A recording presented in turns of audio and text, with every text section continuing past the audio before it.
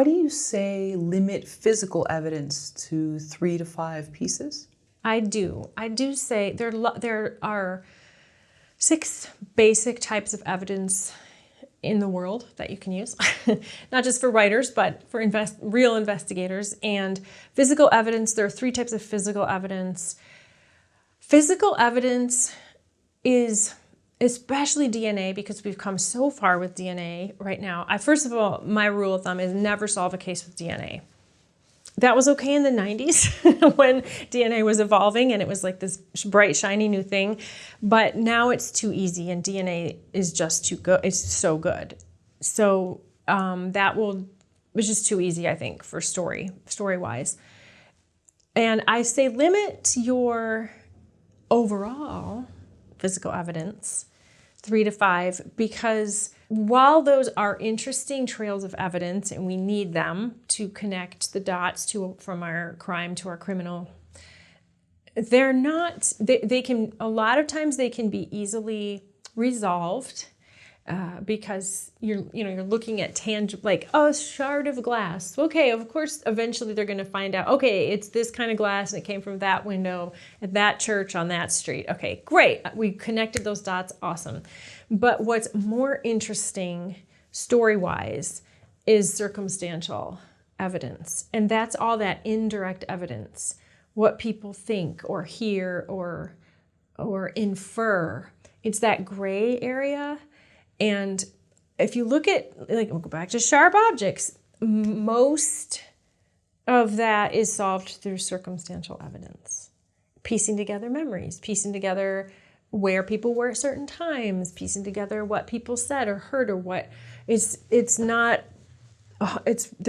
There are physical pieces of evidence, but it's mostly connected through circumstantial evidence. And I think that's what makes for good tension and suspense and gray area in story. And unless you're writing a very straight forensic kind of story type, which is great. I mean, we have those and we all love them. Bones is a great example of that. CSI and NCIS, those are really fun and they've been on the air forever. They're classics. But they deal very strongly in physical evidence. But I think that the circumstantial, that other gray area, is really interesting to play around with your characters. And that's why I say try to limit your physical evidence and really focus on pulling out character and how character plays into creating your trails of evidence, if that makes sense.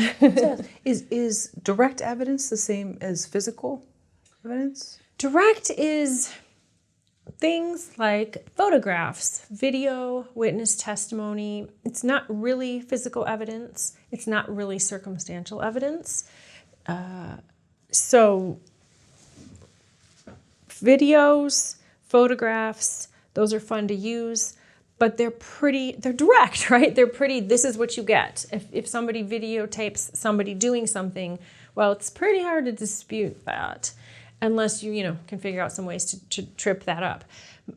Witness testimony can be very gray or it can be very clear. You can really play it both ways.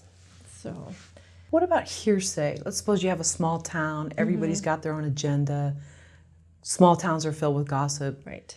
And everybody kind of has their own angle, whether it's positive or negative. Right. Where does hearsay fall into this? Yeah, that would be more circumstantial type of evidence, what people are inferring, what they're sort of concluding based on, whatever biases or things they think they have seen or heard or, So, but I love it. That's definitely what should be happening in your mysteries.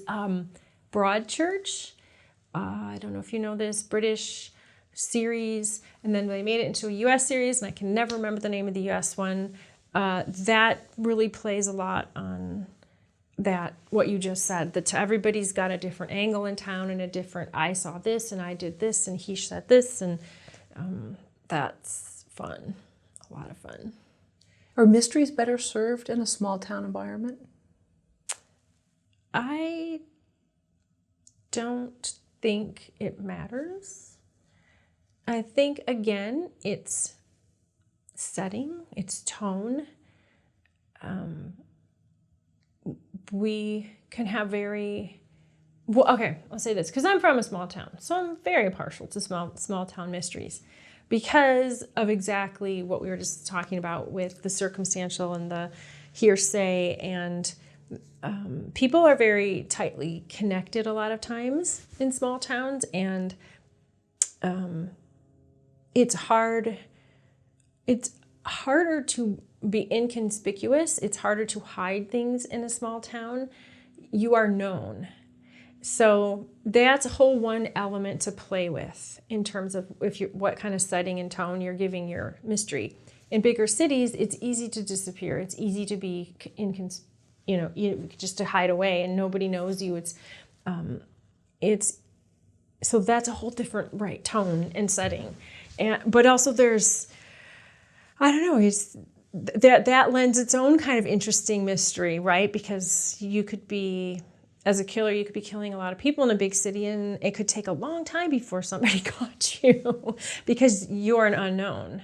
Whereas in a small town, it's harder to hide from that sort of behavior, I guess. So it probably just depends too, like what kind of crimes you want to explore.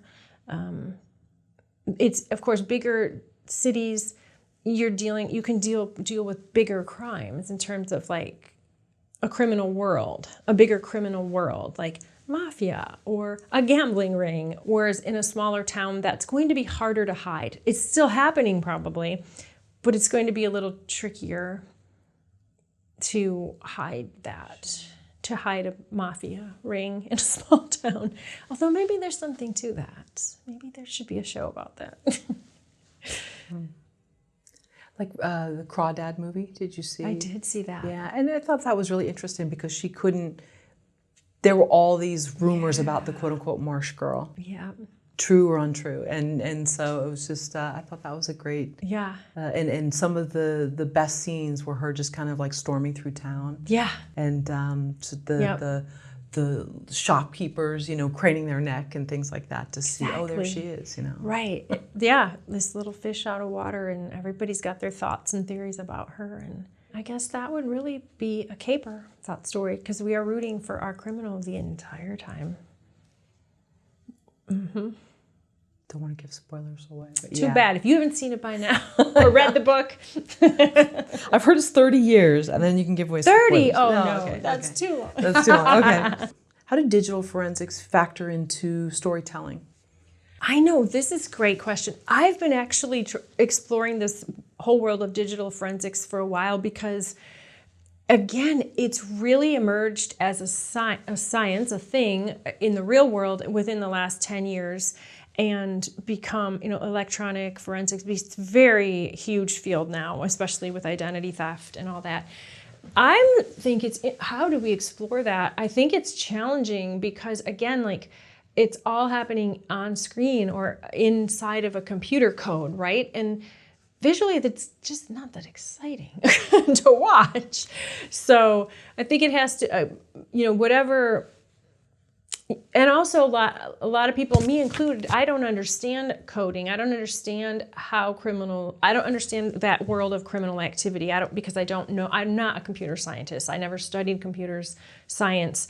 I never studied coding. I don't know how to do any of that. So, and a lot of people don't. So that knowledge is something then as a writer, if you're going to draw us into that world, you're going to have to make it accessible to us. And you're going to really have to rely on the characters' stories. At this point in history anyway, where we're at now, this may be different in 10 years, but it has to really still go back to the very strong basics of story and your hero and your antagonist, and really showing us what they are doing, how they are doing it, and the stakes. And that is an interesting challenge when the whole world of that is inside a computer, right? And a microchip or on a screen. So I haven't figured this out quite yet, how to make that completely interesting in terms of if that were your whole criminal world. I think Hollywood's probably still figuring it out because I haven't seen any shows or a lot of movies that I can even pinpoint that where that's the focus. That's the main crime-solving focus. Even though in the real world, that's people's entire jobs is just to break down criminals on the web or dark web or wherever. So it's a huge, huge, growing criminal world that's out there in reality. I'm curious to see how we translate that to a fictional world. Yeah, I'm waiting to see. Also phones, geolocation of phones. And you talked about, circumstantial evidence of someone's location. Well, now if someone's phone pinged a certain tower, maybe they had the phone in their possession and like that. Yeah, that's definitely see a lot of that, like using technology or people's technology to track them or to track a killer or figure out their last steps in life. Where were they? Like that definitely, yeah, that's used all the time. And again, that's, I guess I would call that physical evidence because it's very tangible. It's maybe it's a combination of physical and direct. And so it's really easy to prove, right? Like, oh, their phone was here and this tower is here. These are all tangible, very real things. So again, like, use them sparingly. So. Of the 11 types of crime stories, which is the most difficult to write and why? I just think that depends on who you are because they all are there's like legal, there's paranormal, there's medical mystery, there's profiler, I think I said before, traditional cop, the caper, I'm missing a few, but it really depends on if you're creating this, it depends on what kind of world do you want to live in. Like, I don't love the legal world. I don't love watching legal shows. I don't really know a lot I don't care too much about that legal world. So for me, that would be really hard. If someone was like, write a legal crime drama, I'd be like, so much research. It just doesn't thrill me. So it really just has to depend. It really just depends on who the person is creating it and what kind of world they really want to spend time in. Like the medical examiner, investigation coroner, that's a whole nother crime story type with shows like Rizzoli and Isles and Quincy. And I feel very comfortable in that world because I lived that world. So, but whereas someone else might be like, ew, that's not the world for me. So I think it just depends on what world do you want to spend time in. So, yeah. What happens when you get stuck in a story? How do you get yourself unstuck, whether it's a novel, screenplay? I research. I take a shower. I take a walk. I call a friend. I let it rest sometimes. And I do maybe go do something else for a while. And I can say that it always any one of those options gets me unstuck. Yeah. I've never been, if I try it, yeah. So I just have to try something and it will work. I know it will work. So it's good to have hobbies that are, if you're writing about sort of a dark world, maybe hobbies that are a little lighter and fun. And you said you like comedies. Yeah, I think so. I mean, even something as simple as I'll just I don't know, go vacuum or something, just doing something completely different than that you're not thinking about the story. But yeah, when I unwind, I mean, I love to read. I read a lot of nonfiction. I've been getting more into reading more crime fiction rather than viewing so much. And so I do love to be in that genre just to stay up in what's happening and what are the new stories. But honestly, in my spare time, I'm going to put a comedy on 100% of the time. I'm going to watch Ted Lasso over and over.